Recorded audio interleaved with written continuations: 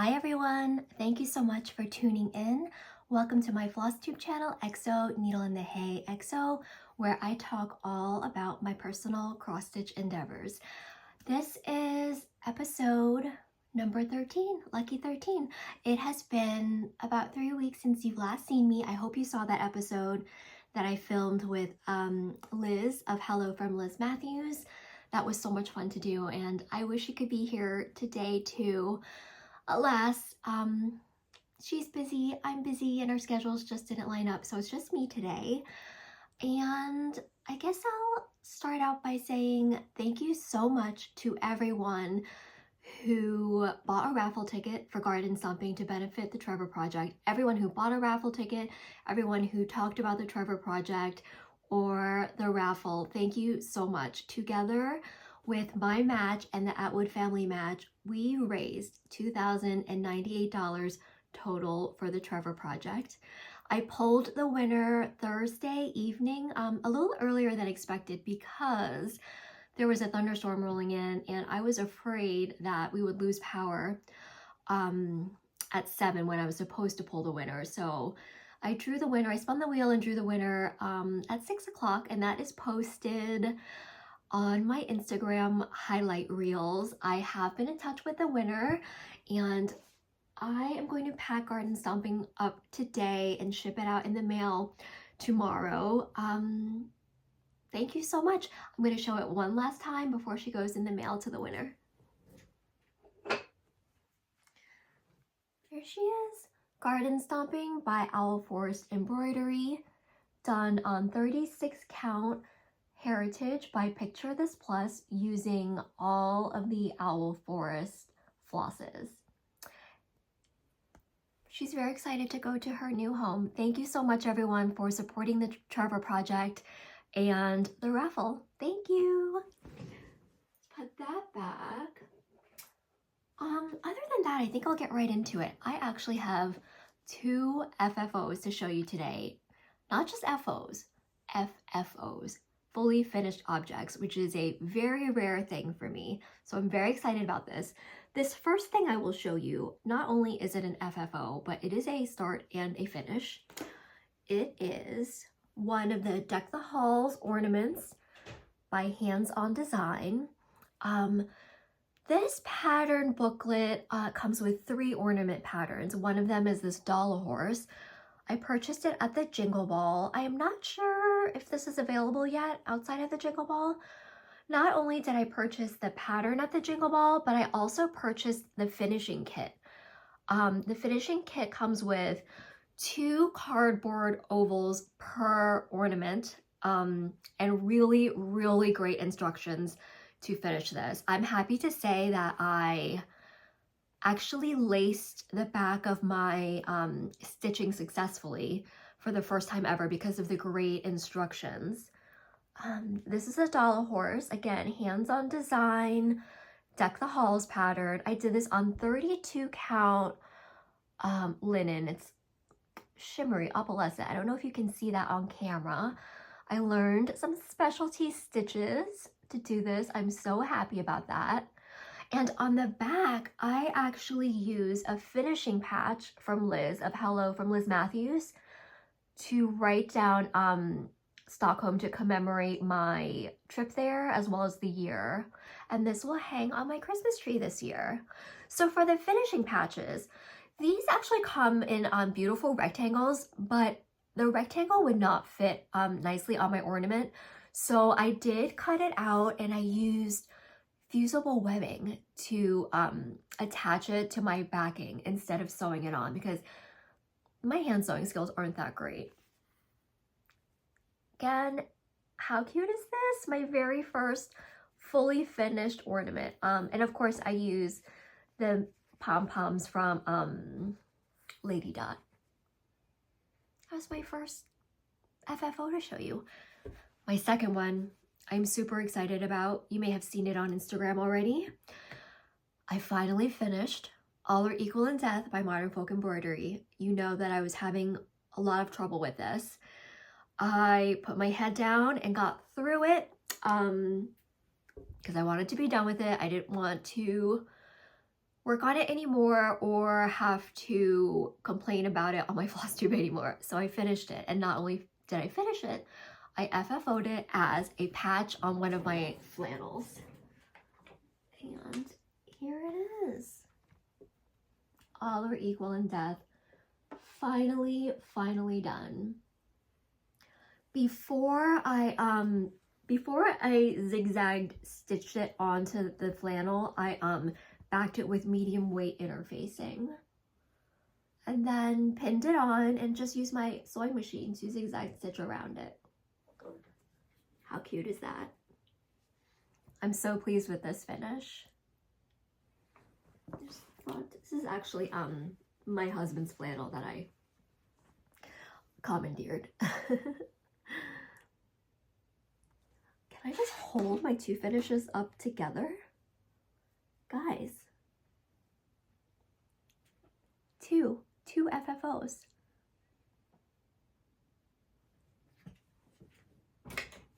Okay. Next up, let us talk about starts. I have a whole bunch of starts that I'm gonna go get for you. While I am attempting to whip down, I realize that I actually have more starts than finishes to show you. I have a little pile right here in no particular order. Let's start with this vintage kit. This is simply called Goose by Paragon. I had to run out of the house really quickly the other day, so I grabbed this from my vintage stash because it had everything in it already, including the hoop. All I had to get from my things before running out the door was a pair of scissors and a pack of needles, because I figured that the needle in here would be rusty, and I was correct. She's a cute little goose. I think I got her from a thrift store or eBay. I can't even remember. But the chart was really easy to read. I literally opened the kit in the waiting room and started. Easy to read kit, flosses. They weren't sorted, but very easy to differentiate all the colors. Hoop was included. Lace is included too. And this is what I have so far. It's gonna be so cute. I am really enjoying doing the plaid, especially after watching Thread Gremlins and Elizabeth work on her beautiful plaid stitching. It was fun to try plaid in my own much simpler way. So that plaid there is just 2 colors. But really, it looks like more, doesn't it? So cute. Let me show you again what she's gonna look like when she's done. Yeah, it was really nice to have something to keep my hands busy while I was waiting. That's my first start, totally unexpected. My second start, I had talked about in my last video as a plan, and that was Dutch Beauty by Permin of Copenhagen.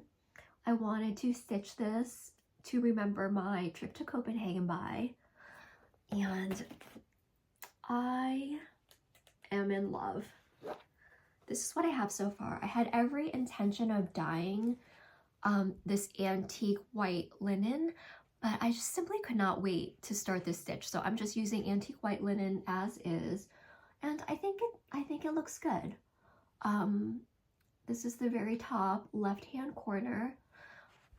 My favorite thing about this, so this was stitched by HBZ. We know she was 13 years old when she stitched this, and what I love is how all the motifs are touching.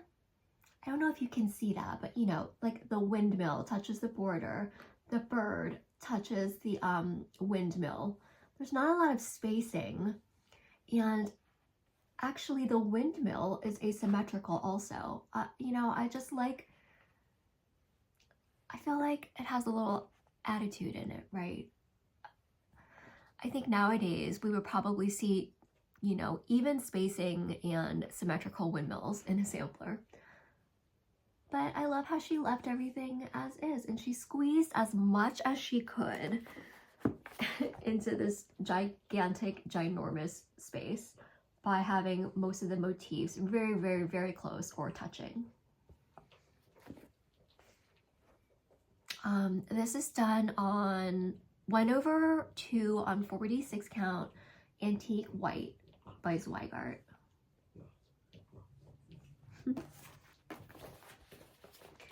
Next up, I started this last night for Samantha's birthday sale. Kansas City Stitcher Samantha, am I saying that right? I wrote it down. Yes, Kansas City Stitcher Samantha had a birthday yesterday, March 22nd. Happy birthday, Samantha. And she started a birthday sale. It is any Colorfully Sarah pattern. I have never done a Colorfully Sarah pattern before. I've always wanted to. So I had a bunch that I wanted to do, but then very, very recently, just a few days before the birthday sale start, Sarah released a new pattern called Insects. I will pop it up here. And I knew this was going to be the one. The hashtag for the birthday sale is, I have it written down here, hashtag colorfully KC bday sale. Hashtag colorfully KC bday sale. And this is my little start. I did one bug, the one on the very tippy top. And I am doing this on Gunmetal by Weeks Dye Works. It's 36 count. I'm using DMC. I'm using the call for DMC, but anything that I didn't have, I pulled from my stash. It's just a mishmash of DMC, paintbox threads. I also have the Flower Garden floss that I got in Copenhagen all together here. Oh, and I'm keeping it in this beautiful bag that Samantha made for me that maybe you saw in my last video. So pretty.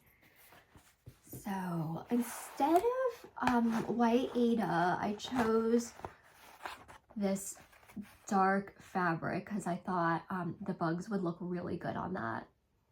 And in fact, you can see at the bottom of this fabric is one of my failed all are equal in death attempts, actually. And you know, at the time that I was stitching all are equal in death on this dark fabric, I really had a hard time seeing the individual threads on the linen.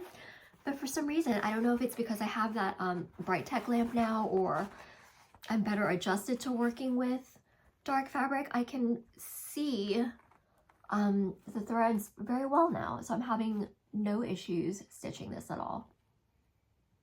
I have written down here that it is 36 count Gunmetal by Weeks Dye Works.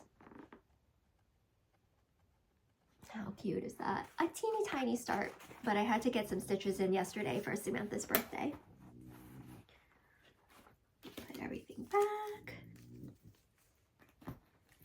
And my last new start, I also discussed in my last Flosstube episode as a plan, and that was to restart TV Dinner by Perfidious Beadworks. I found my failed start from last year, brought it to show you. So here it is. I got pretty far, but it was a real struggle. I was not having any fun because I could not see the threads. The gingham was making it really, was making me go cross-eyed, you know? I couldn't see where to stitch. So I restarted it on Easy Grid. It's still in my hoop because I'm working on it currently. I know Brittany and Karen are also stitching this. How good is that? I am almost done. Put it backing. I am almost done with 1 of 4 pages. And this needle minder is from Madforminders on Etsy. Oh, I'm very excited about this. And I have a finishing idea. We'll see if it works out. Well, What a mess. There we go. How cool. I hope to finish on this first page today. Okay, that is my starts. How many was that?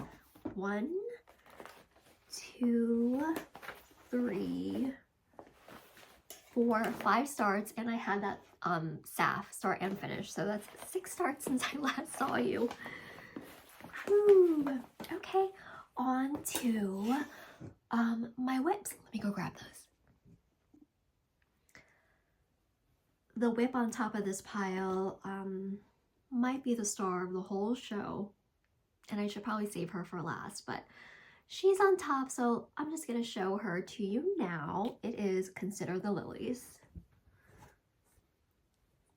There we go.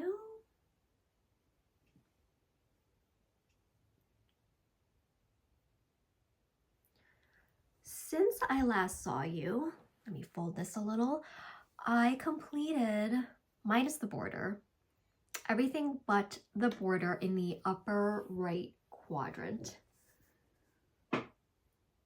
So everything from that half of the apple tree over is the upper right quadrant of the sampler. I'm so pleased.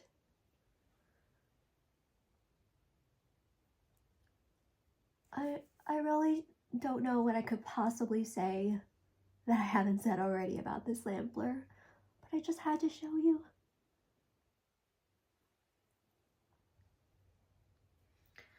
I'm gonna put her away for the rest of the month. I mean, it's the 23rd, so, you know, I can live without her for 7 days because I have a lot of other samplers to work on, and this one is, can be hard for me to step away from. That is Consider the Lilies. Next up, one I haven't pulled out in a little while. This is, ooh, there's a little hanging thread.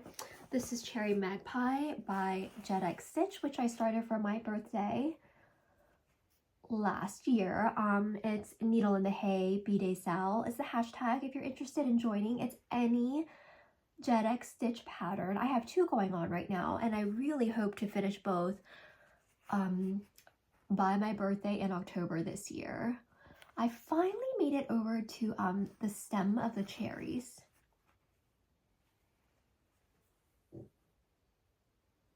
Isn't that stunning? This is done on 36 count beetroot by Fox and Rabbit and a whole bunch of paintbox threads, silks. No, paintbox thread cottons. I try to color match as close as possible to the called for DMC. Wow. This one is a really fun stitch. If you like repeating patterns, this is for you. Just darling.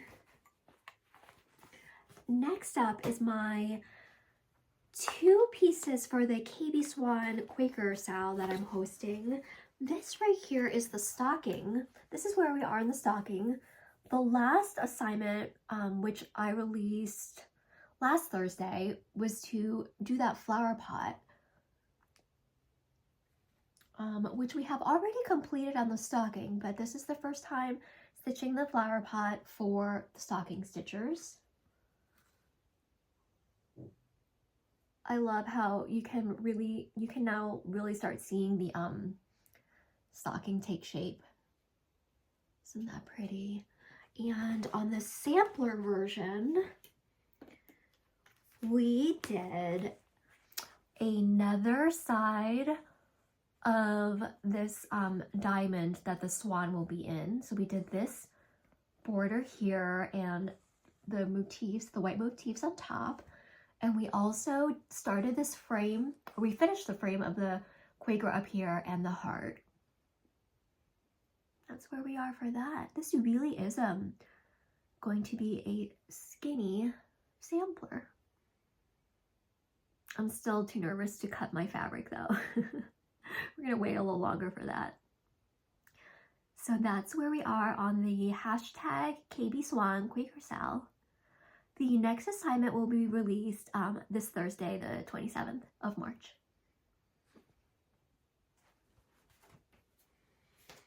Oh, I'm very excited to show you this next one. My second to last whip to show you. Got a lot of work done on Mary Margaret by Kathy Barrick. We had a bit of a situation here in my household where my husband got into a bicycle crash, and thankfully he's okay, but we spent 5 days in the hospital, and this is what I brought to work on in the hospital, because I knew that, you know, I could fill in the tree with this gray, not have to really use my brain too much for that, and I could start striping her sweater that was, you know, brain friendly. I did convert her hat color, her skin tone, and her sweater colors to look more like me. I ran out, I was using MPI Stash, I believe it's 693 for her skin tone, and I ran out. I really don't know why I thought I would have enough, because not only do I have to do her face, but I have to do her hands as well, and yeah, I ran out like in the middle of her face. So I need to get some of that before I continue. But how pretty. I love how this is coming together, and it's such a fun stitch if you're into fill in and lettering, which I am. And I also love to stitch clothes. Okay, and my last whip. Ooh, it just got wrinkled. Excuse the wrinkle in the middle. Oh, I had ironed it so nicely for you too. This is the Germaine Blanche by Raffle de Soie. Since I last saw you, I completely finished the flower vase at the bottom there. Just stunning. I guess I finished the flower vase, but I haven't finished the background where the flower vase sits, because this is actually a page break right here. Oh, it's so stunning. The next time I work on this, I really want to focus on finishing out this border. I'm kind of avoiding it right now just because I really enjoy doing the bigger motifs and the lettering, but I think like I better get to this now before it's too late and I have too much border to do. Do you know what I mean? So I think before I can reward myself with everything in the middle, let me finish this page of border, which is like from here to here. I can do it.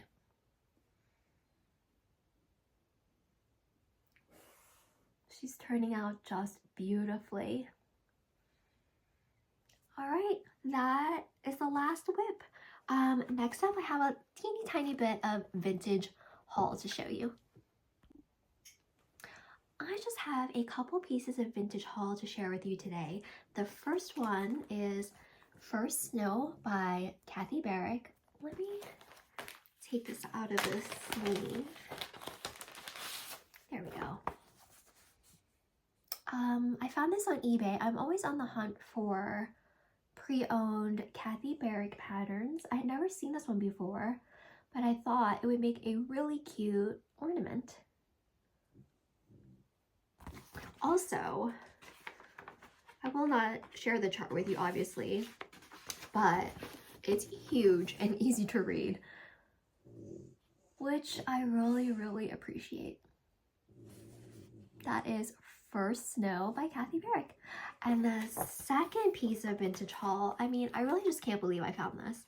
If you saw my video that I did with Liz on Liz's channel, we talked about our favorite patterns, and I had mentioned that one of my favorite patterns that I've been having a really hard time finding at a affordable price is Remember Me on Halloween by Birds of a Feather. And I think by verbalizing that and putting it out into the world, I brought it to me. literally the day after we filmed that video, I found this pattern at an incredibly affordable price on eBay. Like, I don't understand. I have been searching for this for years. And when I opened it, I was actually concerned that I had received like a bootleg version because I had never seen this before. I don't know if you can tell, but the picture of the chart is actually a photograph pasted onto the cardboard. And so I thought maybe I had been duped. And I texted Liz right away and said, oh my gosh, did I just receive a counterfeit birds of a feather pattern? And she said, no, that this is how charts used to be made. So I'm so very happy to own this. I don't know when I'll be able to start it, but I am a collector of patterns and I've been on the hunt for this one. So those are my 2 pieces of vintage haul. Other than that, what can I say? My plans. I don't really have any plans except for this Friday, the 28th, and Saturday, the 29th of March is the Nash Stash Startathon.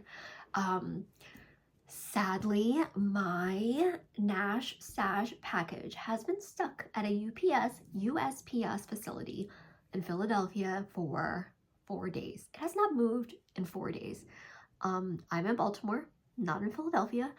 I'm really hoping it starts moving and arrives before the startathon starts on Friday. Because, you know, I think I wanted to start Pigeon Puddle, but you know what? If my Nash Stash does not arrive, I have plenty that I can work on. It doesn't have to be a Nashville market pattern, and it doesn't even have to be a start. I just want to go and hang out and be amongst my people, and I hope to see you there. I think that's it. Okay, thank you so much for tuning in. If you like what you see, I really hope that you'll consider subscribing, leaving me a thumbs up or a comment. I will see you next time. Take care of yourself and each other. Bye.